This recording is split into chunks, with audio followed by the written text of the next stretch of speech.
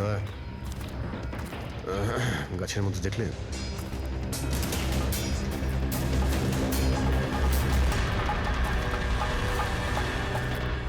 ছোট্ট ক্যামেরা। মানে আমরা সঠিক জায়গাতেই এসেছি। এটাই সেই জায়গা যেখানে ওই ফিল্ম বানানো হচ্ছে। ক্যামেরা উপরেও আছে, ওইদিকে প্যান করা আছে।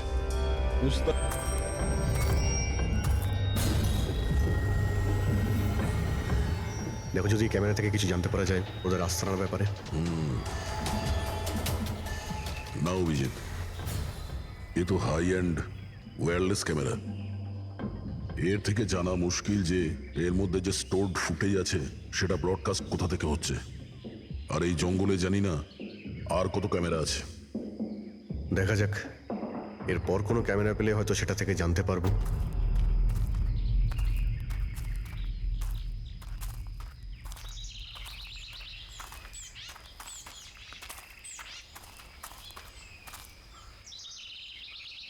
স্যার, স্যার এই চিহ্ন দেখুন। আমার মনে হচ্ছে আমাদের আগে এখানে কেউ এসেছিল। তার মানে আমরা সঠিক পথেই যাচ্ছি।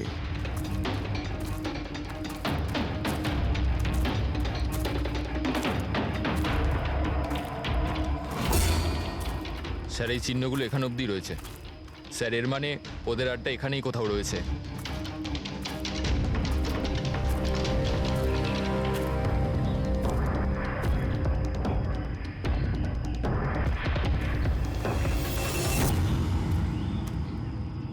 স্যার, স্যার তাড়াতাড়ি আসুন। এই,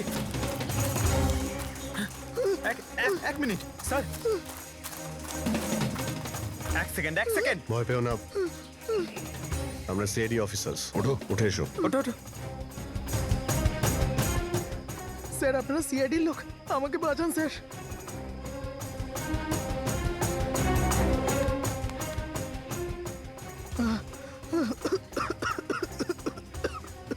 তুমি এখানে এলে কি করে? স্যার, আমি জঙ্গল থেকে বেরোনোর রাস্তা পাচ্ছি না। স্যার, ওই কুড়িটা এক এক করে সবাইকে মেরে দিয়েছে। তোমরা এখানে এলে কি করে? স্যার, আমরা শেয়ার ট্যাক্সিতে উঠে পুনে যাচ্ছিলাম, আর আমাদের গাড়ি হঠাৎ করে পাংচার হয়ে গেল। গাড়ি থেমে গেল। রাস্তাতে আগে থেকে কেউ পেরেক আর কাঁচের টুকরো রেখে দিয়েছিল স্যার। তারপর কিছু লোক এলো যাদের মুখোশ দিয়ে ঢাকা ছিল। আমরা কিছু করে ওঠার আগেই ওরা আমাদের ঘুমের ইঞ্জেকশন দিয়ে দিল। আর যখন আমার জ্ঞান এলো তখন আমি এই ঘন জঙ্গলে ছিলাম স্যার। স্যার, আমি জানি এই জঙ্গলে খিদে তৃষ্ণা নিয়ে কিভাবে ছিলাম। কখনো কাঠ খেয়েছি তো কখনো গাছের পাতা। যখনই কারোর চিৎকারের আওয়াজ পেতাম বুঝে যেতাম কেউ মারা গেছে। তার মানে এখানে সব জায়গাতেই ক্যামেরা লাগানো আছে। তোমার ভাগ্য ভালো যে তুমি ওদের হাত থেকে বেঁচে গেছো। স্যার, এই কারণে ধরতে পারিনি যে ওরা আমার জামার বোতামে একটা ক্যামেরা লাগিয়ে দিয়েছিল, আর আমি ওই বোতামটা ভেঙে ফেলে দিয়েছিলাম। হয়তো সেই কারণেই আমাকে ওরা ধরতে পারেনি। তুমি বলতে পারবে যে বাকি লোকেদের মধ্যে কতজন জীবিত আছে এখন? জানি না স্যার, কিন্তু কাল রাতে যখন আমি গাছে বসেছিলাম তখন কারোর চিৎকারের আওয়াজ পেয়েছিলাম। জানি না ওকে আহত করেছে নাকি প্রাণে মেরে দিয়েছে। কোন দিক থেকে চিৎকারটা শুনতে পেয়েছিলে তোমার মনে আছে কিছু? আমি তো এদিকের কাছে, হয়তো ওদিক থেকে এসেছিল স্যার।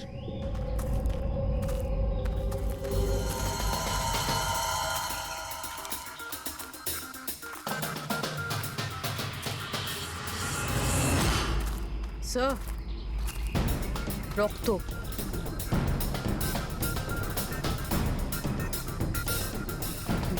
স্যার, এখানেও আছে। মানে ওদের মধ্যে আহত কেউ এই দিকেই গিয়েছে। স্যার, স্যার এই দেখুন, রক্তের কিছু দাগ এদিকে গেছে।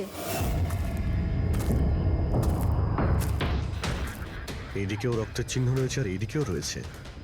দুদিকেই রয়েছে, দুদিকেই দেখতে হবে। পঙ্কজ, পূর্বী, তোমরা এই দিকটা যাও, আমরা এই দিকটা দেখছি। বিনোদ, তুমি ওদের সঙ্গে যাও। আর হ্যাঁ, প্রত্যেক আধ ঘন্টা অন্তর আপডেট দেবে। হ্যাঁ, আপনি আসুন।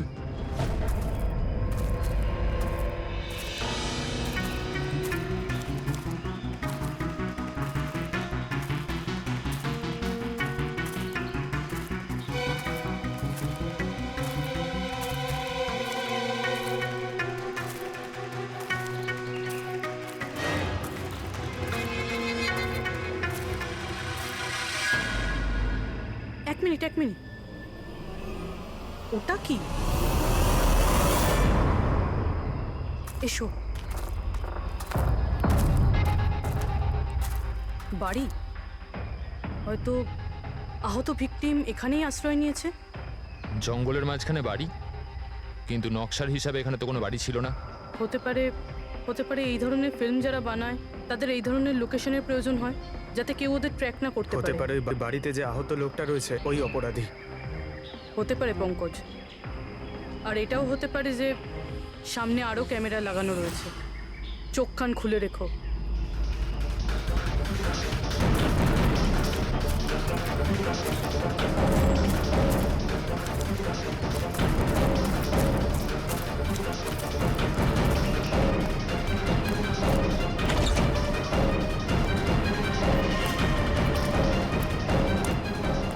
পঙ্কজ, টর্চ।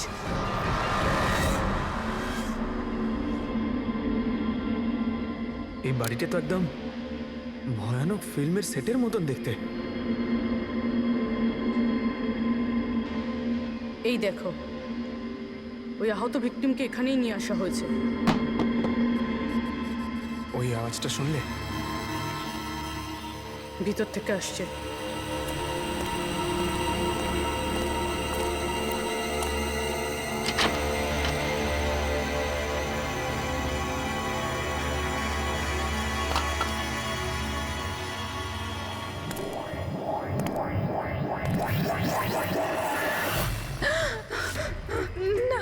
ছেড়ে দাও আমায়, আমাকে যেতে দাও।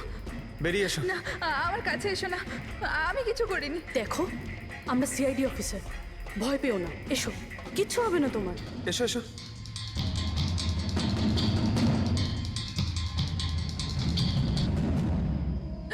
ও এখানেই আছে, ও ও ও এখানেই আছে। আরে পুরবি, এই লাইট কোথা থেকে আসছে? পঙ্কজ, পঙ্কজ, আমি কিছু দেখতে পাচ্ছি না পঙ্কজ। আরে Pankaj sir, Purabi ma'am, Pankaj sir.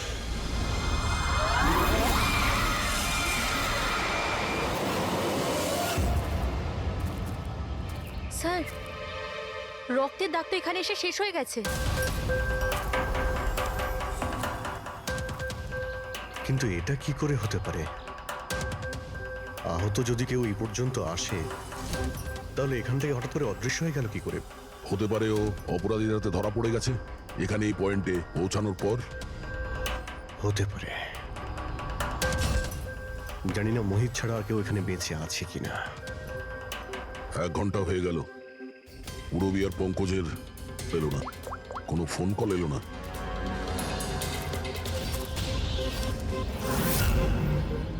Purabi phone তুলছে না। হ্যাঁ পঙ্কজ, দেখছি। পঙ্কজও ফোন তুলছে না। আরে ওরা আবার কোনো সমস্যায় পড়েনি তো?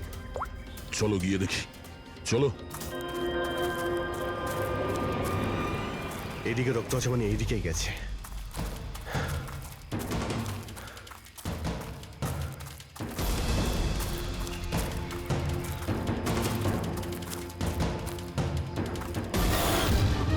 এই ঘরের ভেতর হতে পারে কেউ আছে, আমি ভেতরে গিয়ে দেখছি।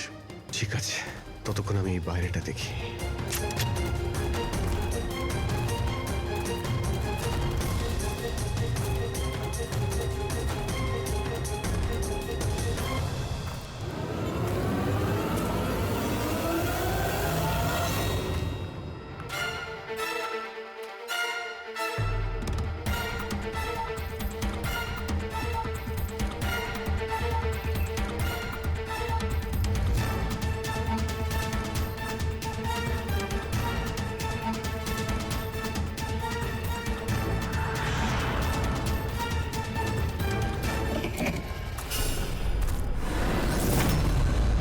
এ তো পঙ্কজের ব্যাগ।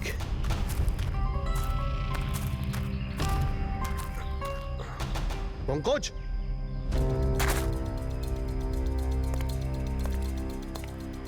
পঙ্কজ,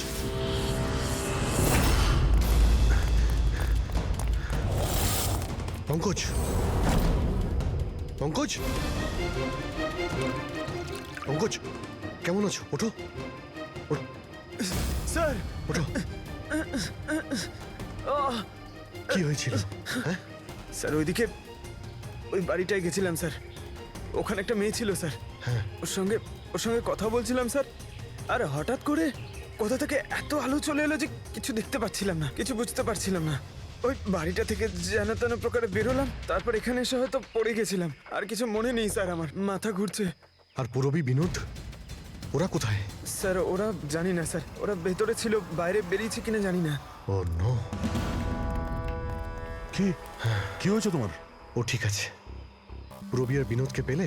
না, ঘরের ভেতরে তো কেউ নেই। ও গড, ওদের কিছু হয়ে যায়নি তো?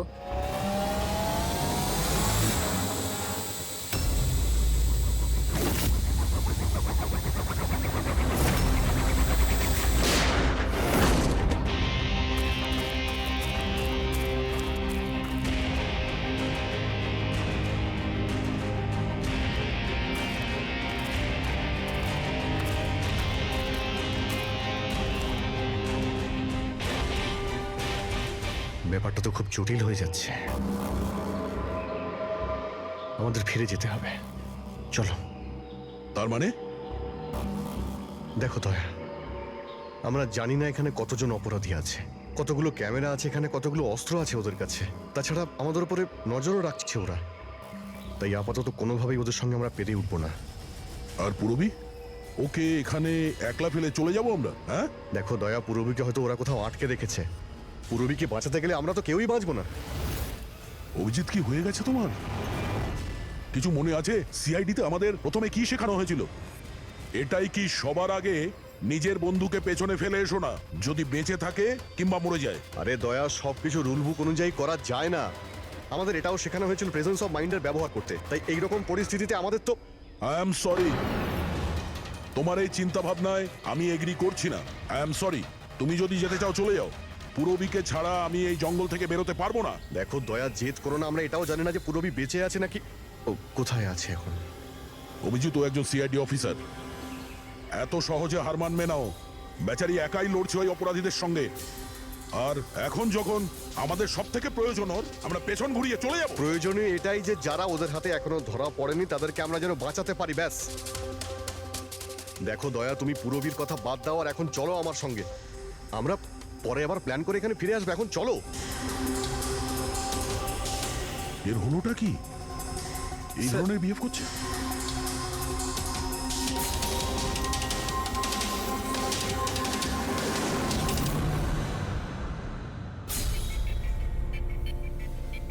সিআইডির ইতিহাসে এই প্রথমবার হলো বোধহয় যে সিআইডি কারো কাছ থেকে ভয় পেয়ে চুপচাপ পালিয়ে গেল। হ্যাঁ ডক্টর, পৌঁছে গেছেন আপনি? হ্যাঁ, ওই জাংশনেই থাকুন, আমরা আসছি ওখানে। আরে সালুঙ্কি স্যার, আপনি এখানে? আমি এখানে। আসুন স্যার। আরে আরে তোমার কি মনে হয়েছিল আমাদের অফিসার পুরবীকে জঙ্গলে রেখে আমরা এখান থেকে চলে যাবো? হ্যাঁ, তাহলে আপনারা দয়া স্যারের ঝগড়া? মিথ্যে ছিল। যখন অভিজিৎ ওখানে ক্যামেরা দেখলো তখন আমাকে ইশারা করেছিল। জানেন এখানে কতগুলো ড্রোন লাগিয়ে রেখেছে আমাদের উপর নজর রাখার জন্য। যে লোকটা ওই ক্যামেরা দিয়ে আমাদের উপর নজর রাখছিল, ওর চোখে ধুলো দেওয়ার প্রয়োজন ছিল, সেই কারণে। ওরা নিশ্চয়ই এখন ভাবছে যে আমরা জঙ্গল থেকে চলে গিয়েছি, তাই রিল্যাক্সও হয়ে যাবে। ওদের উপরে অ্যাটাক করার এটাই ভালো সুযোগ। অভিজিৎ, এই নাও, এটা তুমি চেয়েছিলে। এটা আবার কি ডিভাইস স্যার? এটা হচ্ছে জ্যামার। আশেপাশে এই এরিয়ায় যত ক্যামেরা আছে সব জ্যাম হয়ে যাবে। আর ওরা আমাদের উপরে নজরও রাখতে পারবে না। আর এই ড্রোন, এই ড্রোনের মধ্যে যে ক্যামেরা লাগানো আছে ওর রেঞ্জ 7 কিলোমিটার মাত্র। কিন্তু ব্যাটারি তো শেষ হয়ে আসছে। তার মানে যদি আমরা এটাকে না ধরতাম তাহলে আবার ওদের আস্তানায় ফিরে যেত এটা ব্যাটারি চেঞ্জ করার জন্য। একটু আইপ্যাডটা বার করো, ম্যাপটা বার করো ওর থেকে। এই যে, এটাই হচ্ছে সেই জায়গা যেখানে আমরা ড্রোনটা পেয়েছিলাম। আর এর পাশেই ওই বাংলো। মনে হচ্ছে এটাই অপরাধীদের আস্তানা। তাহলে যাওয়া যাক, গিয়ে মুক্তি দিই পুরবী আর যারা বাকি বেঁচে আছে তাদের। চলো। না স্যার, আপনি মেঘনা আর মোহিত, আপনারা এখানে থাকুন, আমরা যাচ্ছি।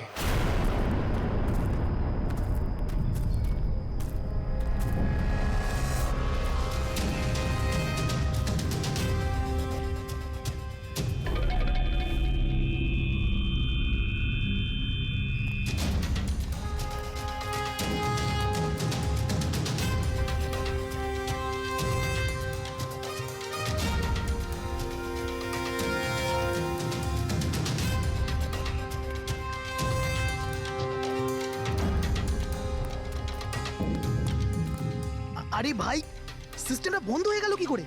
দেখ না একটু, ভিতর থেকে আওয়াজ বন্ধ কি আসছে। করে হলো পুরো সিস্টেম?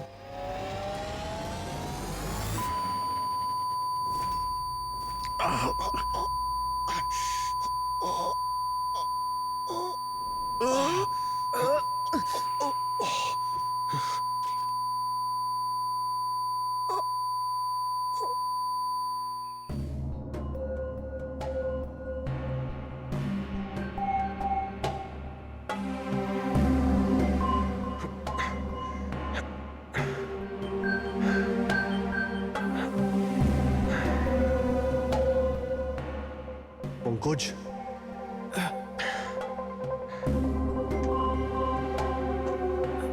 পঙ্কজ, স্যার, আমাদের ওয়েলকাম জানানোর পুরো বন্দোবস্ত ওরা করে রেখেছিল। স্যার এরা যদি আমাদের মারতে চাইতো তাহলে আগেই মারতে পারতো। আমাদের আমাদের মারতে গিয়ে কি এরা ভিডিও শুট করতে চায়?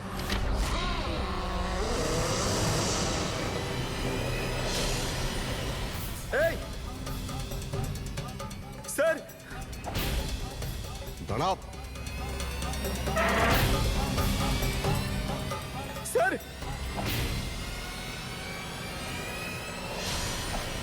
এটা আমি পঙ্কজ। পুরবি, তুমি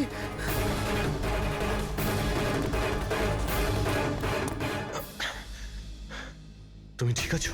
হ্যাঁ স্যার। ওরা কোথায় আছে? স্যার ওদিকে।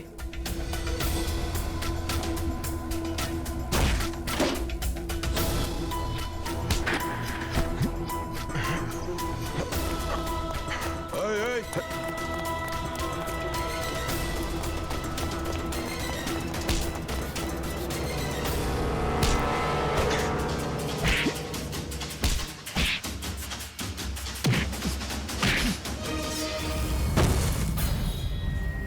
স্যার চল চল।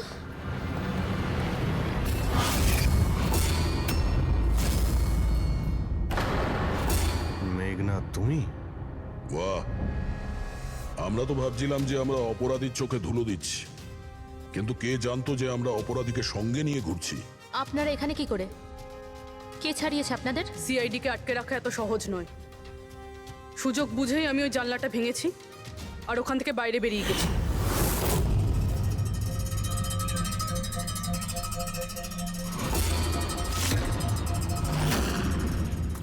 তারপর আমি তাদেরই পিছু নিলাম যাদেরকে তুমি পাঠিয়েছিলে আমাকে খোঁজার জন্য। তারপরে আমি ওই ওই মুখোশ পরা লোকটাকে দেখলাম আর তারও পিছু নিলাম।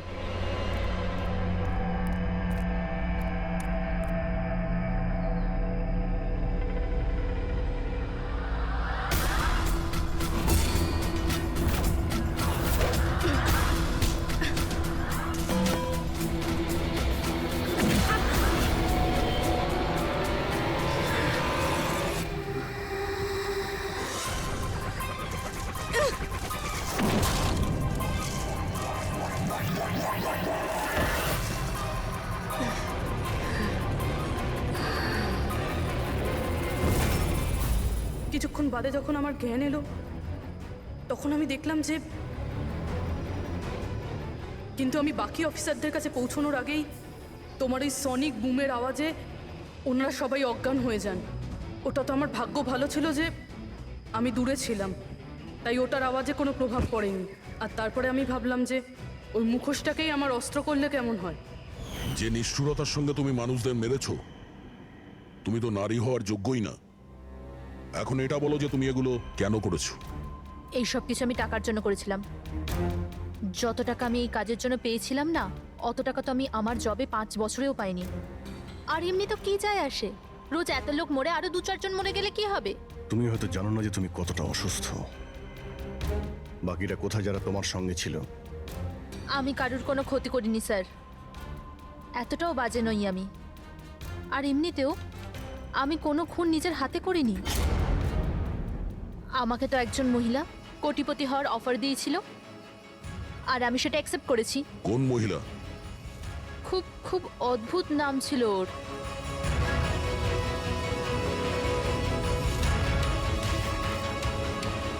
রুট।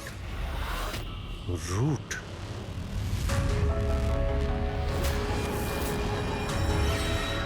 তাহলে রুটই হলো এই সব কিছুর মাস্টারমাইন্ড।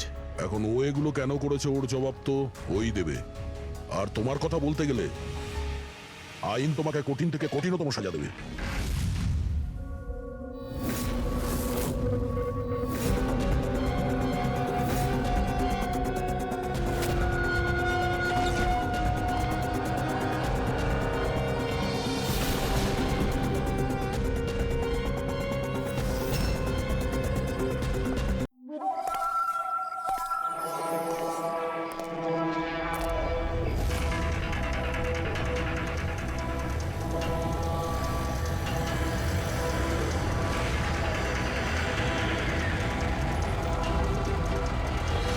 ও ভাই, গাড়িটা আগে নাও।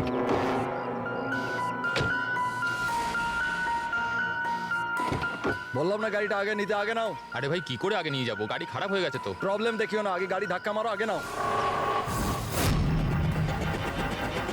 তাহলে আপনারা একটু সাহায্য করুন। কেন, আমরা কেন হেল্প করবো? তাড়াতাড়ি। এই লোকটাকে আমি চিনি স্যার, তার মানে আমাদের ইনফরমেশন একদম সত্যি। তার মানে ওই রুট নামের কম্পিউটার হ্যাকার এখানেই থাকে। আর ওই রুট নিশ্চয়ই কোনো ভয়ঙ্কর প্ল্যানিং করছে স্যার। যাই হয়ে যাক, ওকে জীবিত ধরতে হবে। এটা জানার জন্য যে ওর মিশনটা কি, আর এই মিশনে তোমাদের দুজন সাইবার কপকেও কাজে লাগবে। তুমি ইয়েস স্যার। এই বাইরে গেটে দাঁড়িয়ে থাকবে। Okay sir. নজর রাখবে। চলো।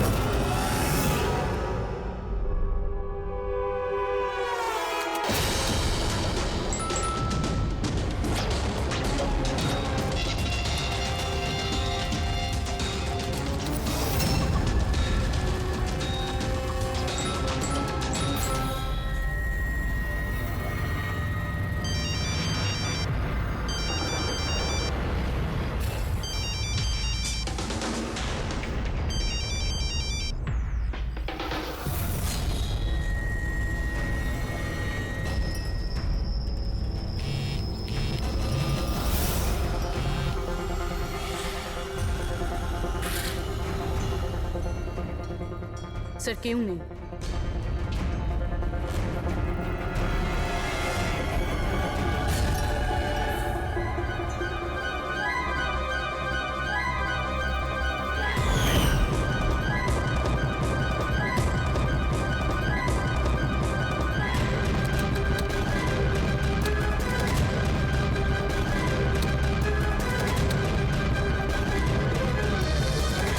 হ্যাঁ ফ্রেডি। স্যার, সব জায়গা খুঁজে নিয়েছি, কেউ কোথাও নেই। খবর তো ভুল হবে না, এখানেই কোথাও হতে হবে। ঠিক আছে, দেখি।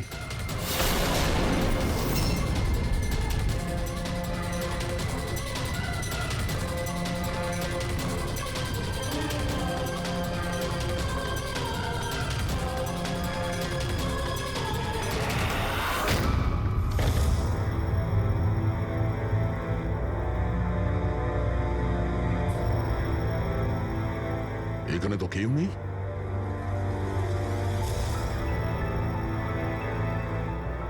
চেয়ার এখনো গরম আছে, মনে হচ্ছে এইমাত্র এখানে কেউ ছিল। তাহলে স্যার সময় মতো পালালো কিভাবে?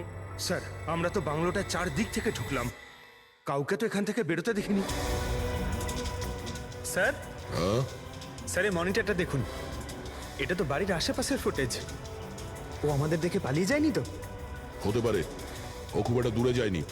একটু এই জায়গাটাকে ভালো করে চেক করো। আর পুরবি, এই কম্পিউটারটা চেক করো, দেখো কি পাওয়া যায়। ততক্ষণ আমি গেটে গিয়ে দেখছি।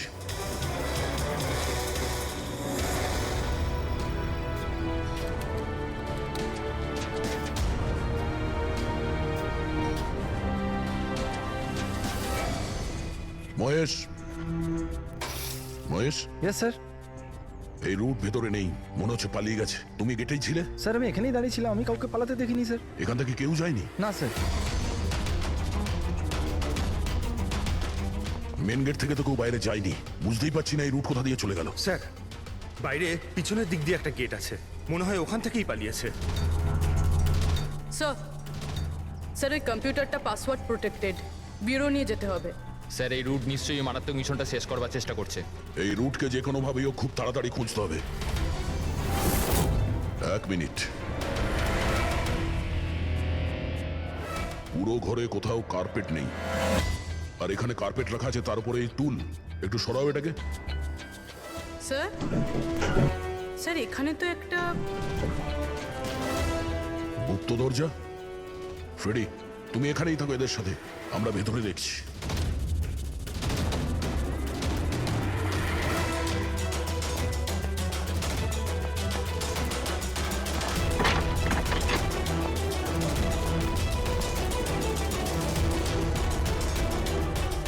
এই, দেখো, তোমার যা বলার আছে তুমি তো এখনই বলে ফেলতে পারো।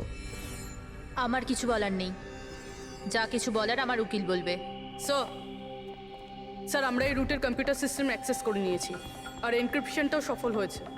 জানতে পারলে কিছু? হ্যাঁ স্যার। স্যার এই গত কয়েকদিনে ইন্টারনেটে ভয়ানক কিছু ভিডিও পোস্ট করেছে স্যার। ডার্ক ওয়েবে স্যার। অ্যাকচুয়ালি ডার্ক ওয়েব ইন্টারনেটের এমন একটা কালো জায়গা স্যার, যেখানে সব অপরাধী নিজেদের সমস্ত বেআইনি কাজগুলোকে টেকনোলজির মাধ্যমে সফল করার চেষ্টা করে। যেমন অস্ত্র লেনদেন, কিডনি চুরি, অথবা কাউকে মারার সুপারি। স্যার এমন কোনো কাজ নেই যেটা এই সাইটে হয় না। একটা কথা বুঝতে পারছি না, যখন সবাই সবকিছু জানে, সবকিছু এত খোলাখুলি হয়, তাহলে এটা আটকানোর জন্য আমরা চেষ্টা করি না কেন? স্যার এটা এত সোজা নয়। অ্যাকচুয়ালি এই সাইটে ঢোকার জন্য আমরা একটা কম্পিউটার সফটওয়্যার চাই, যেটা বাছা গোছা হাই প্রোফাইল অপরাধীদের কাছেই আছে। যেমন এই রুট। Yes sir. আর স্যার যেমন আমরা জানি যে ডার্ক ওয়েবে আইপি অ্যাড্রেস আর ইউজার আইডি এই দুটোই লুকোনো থাকে। দেখাও তো কোন ভিডিও পোস্ট করেছে এই রুট।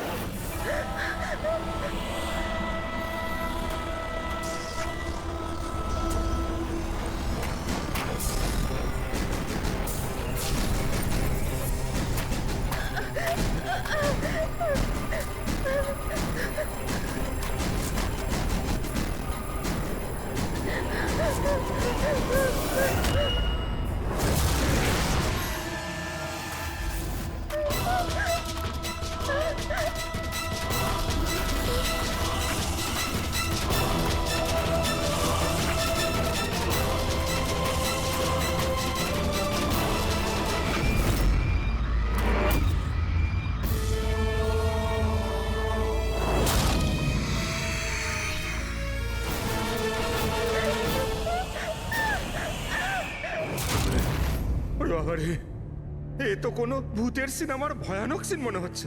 এই সিনটা কেন দিতে গেল ডার্ক ওয়েবে? স্যার এটা কোনো সিনেমার সিন নয়, এটা আসলেই হয়েছে। আর কোনো হিরোইনের সাথে নয়, বরং বরং একটা নিরীহ মেয়ের সাথে। যতদূর আমি জানি এগুলোকে তো স্ন্যাপ ফিল্ম বলে। হ্যাঁ স্যার, এই ভিডিওর অনেক বড় ইন্ডাস্ট্রি আছে। এ মেয়েটাকে, আমি জানি না। এর মৃত্যুর জন্য তুমিই দায়ী। না না স্যার, আমি কারোর মৃত্যুর জন্য দায়ী নয়। আমাকে শুধু টাকা দেওয়া হয়েছিল এই ভিডিও ডার্ক ওয়েবে দেওয়ার জন্য, আর আমিও দিয়েছি। টাকা কে দিয়েছিল? আমি জানি না দেখো, জানি না বললে চলবে না। একটা মেয়ে খুন হয়েছে। স্যার, আমাকে বিশ্বাস করুন, অনলাইন টাকা ট্রান্সফার করা হয়েছিল আমার অ্যাকাউন্টে। কে করেছিল আমি কিচ্ছু জানি না। যদি না জানো, জানার চেষ্টা করো। তুমি কম্পিউটারটা খুব ভালো করে জানো, তাই না? তাই এটা জানা তোমার পক্ষে অসম্ভব কিছু নয়। খোঁজ নাও। অভিজিৎ, যদি কেউ এই ধরনের ফিল্ম বানিয়ে আপলোড করে তাহলে খুব তাড়াতাড়ি তাদের কাছে পৌঁছতে হবে যারা এই মৃত্যুর খেলা খেলছে। একটা কাজ করা যাক, এই মেয়েটার ছবি সমস্ত পুলিশ স্টেশনে পাঠিয়ে দিই। একবার যদি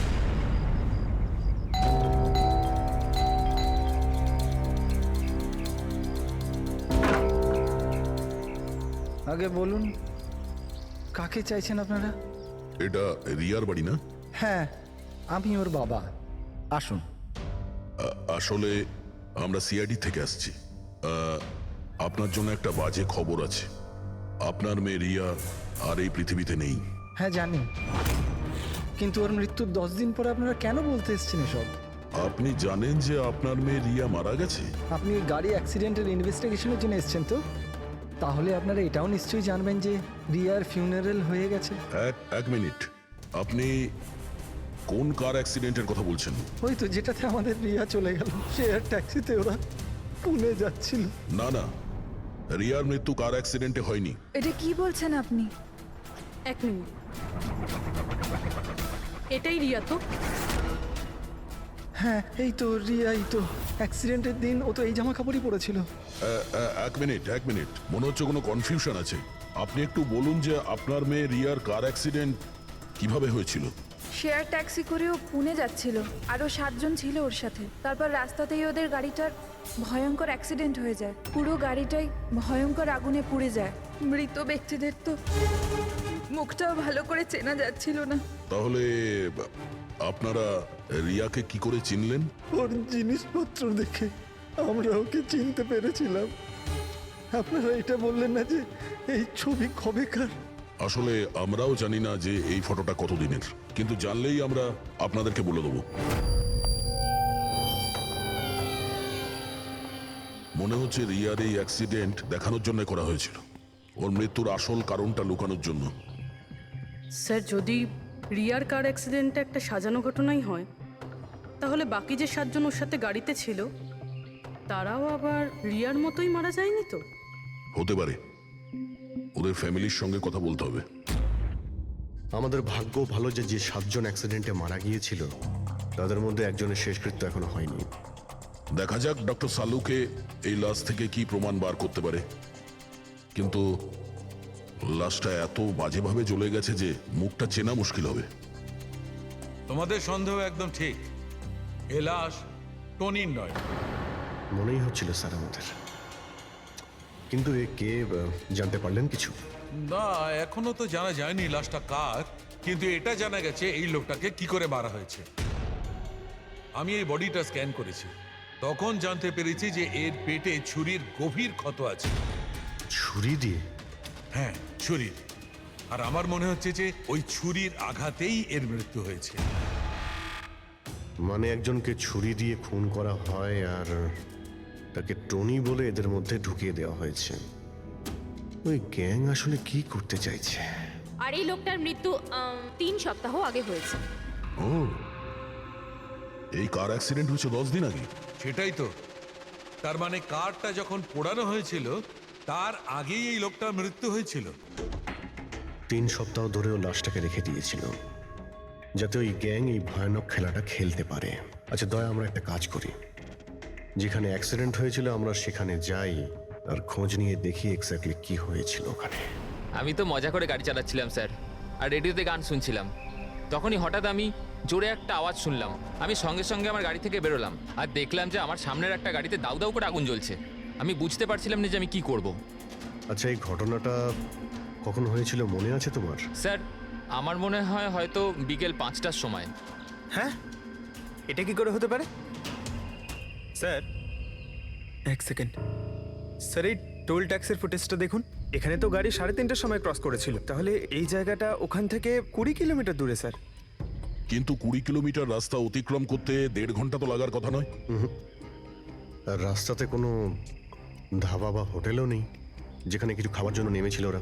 এক্স্যাক্টলি, ঠিক মতো হলে গাড়ি এখানে 4টের সময় পৌঁছে যাওয়ার কথা, কিন্তু এখানে অ্যাক্সিডেন্ট হয়েছে 5টার সময়। তার মানে এই অপরাধ এই 1 ঘন্টার মধ্যেই হয়েছে।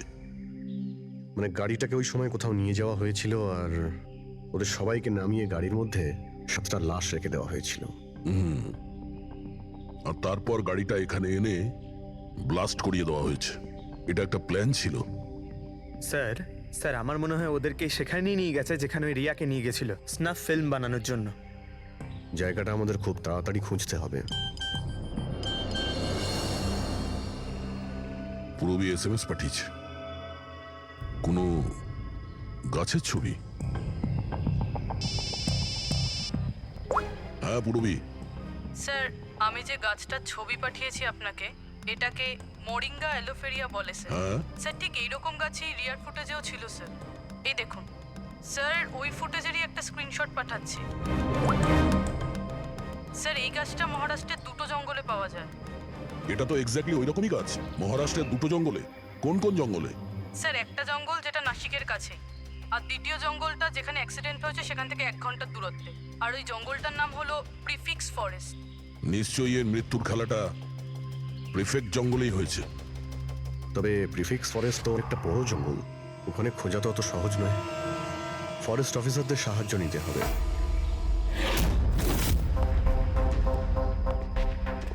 এই জঙ্গলে এই সমস্ত হচ্ছে, বিশ্বাসই হচ্ছে না। আপনাদের ইনফরমেশন কি একেবারে সত্যি অফিসার? দেখুন, আমরা শিওর না হলে তো এখানে আসতামই না, তাই না? আচ্ছা, আপনি বলুন যে কয়েকদিনের মধ্যে এরকম কোনো ঘটনা আপনারা দেখেছিলেন বা শুনেছিলেন? জঙ্গলের মধ্যে কিছু হয়েছিল? একদম নয়। আর এরকম কিছু হলে আমাদের নিশ্চয়ই চোখে পড়তো সেগুলো। ঠিক আছে, কোনো ব্যাপার না। যাই হোক, নিজেদের নিশ্চিন্ত হওয়ার জন্য আমরা একবার জঙ্গলে যাব। স্যার, এমনিতে স্যার আপনারা কি পুরো জঙ্গলটা দেখতে চাইবেন? কারণ অনেক বড় এই জঙ্গলটা, এতে অনেকটা সময় লাগতে পারে। না না, আমরা পুরো জঙ্গলটা দেখতে চাই না।